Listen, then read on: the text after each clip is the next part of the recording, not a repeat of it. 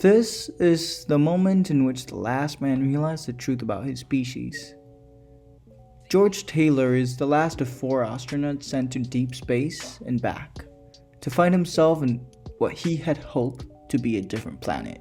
This is the last clip of the movie Planet of the Apes, the 1968 version. It entails the journey of a man brought back to a planet dominated by, apes, where he is seen as the lesser species and had a lot of explaining to do. There are 3 main plots to every story, and I'm here to show you through each one of them in this film. As my professor explains it, the story has the start, middle, and end. In the start, we're shown the rules of the game. We learn about the world and are thrown into the story. First, the rules of Planet of the Apes were simple. Apes are on top. We're introduced to 4 astronauts: Taylor, Dodge, Landon, and Stewart. When the ship crash lands, Taylor learns that 2,000 years have passed and believes that they had landed on a planet 300 light years away from Earth. Stewart's pod had failed and she died years past. Taylor, Dodge, and Landon were then left in a dead desert without their Eve and had to find life in under their 72 hours worth of food. On their venture, they found a wall of scarecrows that led them to a river where they met others of their kind, though not as smart. Then they were rounded up and hunted by apes. Dodge is killed, Taylor is shot in the throat, and Landon captured amongst the rest. These are the rules. Apes are on top. Taylor's vocal cords are wounded and he has to find a way to explain his situation. Here is where the game starts. Second, according to a hero's journey, this is where the main character meets a mentor, someone to connect with in the unknown world. For the temporarily mute Tyler, this mentor comes in the form of Dr. Zyra, the animal psychologist that receives Tyler. She calls him Blue Eyes and is fascinated by his ability to understand her. Zyra is engaged with this guy, Cornelius.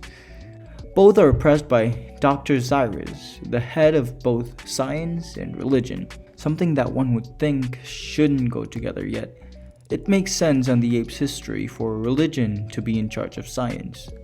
In his time captured, Tyler was able to convince Dr. Zyra of his intelligence. He wrote for her and insisted on explaining that he was from another planet, an idea shut down by their fixated minds. She gave him a woman who he named Nova. He attempted to escape, and after menacing a whole lot of monkeys, he spoke for the first time in a while. A hearing was made, where the careers of Doctors Zyra and Cornelius were placed in line for having to defend Tyler. During this hearing, we get to see how the apes' religious righteousness blinds them from seeing that the man spoke the truth. Or at least that's what they would make you think. Third, the third act of the movie starts with Dr. Zyra's escape plan. Tyler and Nova are rescued by Zyra's nephew and ride en route to Cornelius' excavation in the Forbidden Land, where they would find the proof needed to exonerate the trial against them for heresy. This is where the final battle is set. Dr. Sayers finds the excavation site and is convinced by Tyler to hear the evidence, which points out not to apes, but to humans more advanced than them. Dr. Sayers disregards the evidence, and we learn that he knew about the past all along.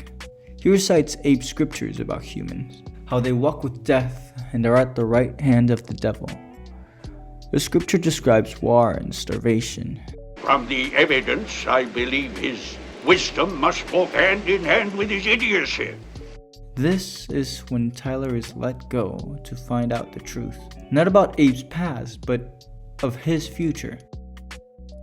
I had mentioned that it made sense for Cyrus to be both in charge of science and religion.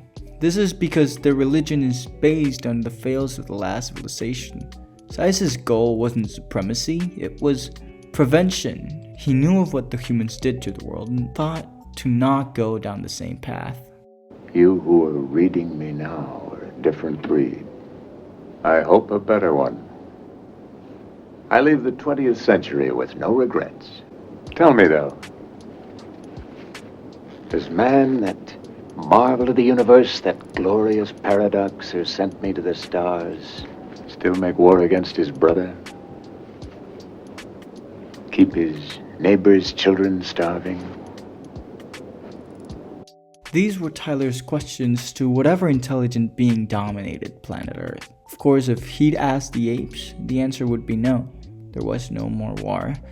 However, this wouldn't satisfy Tyler. He never was much about humans, but he wasn't prepared to give up on them either. This is why when they land, Tyler convinces himself that they are on a whole other planet, regardless to the quite obvious signs that they were still on Earth. I mean, for one, they were able to breathe on the planet normally, and everyone knows that even hospital planets have differences in air that would make an alien species hard of breathing. Then there are the obvious similarities between them and other humans or apes. Like, come on.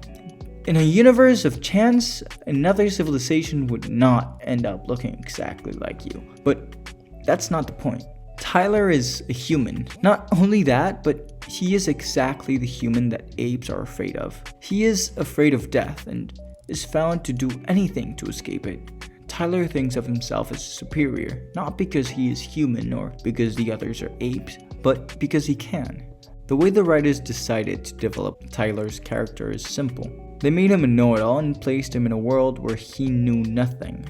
He was able to read Landon like a book, but when it came time for him to give the apes answers about their culture, he stayed quiet. Not because he was scared, but because he knew nothing he said would appeal to them. Tyler is as complicated as the next, but as the movie develops, the one truth he can't change is he's human. The good and the bad. And this is something that the movie forces us to realize.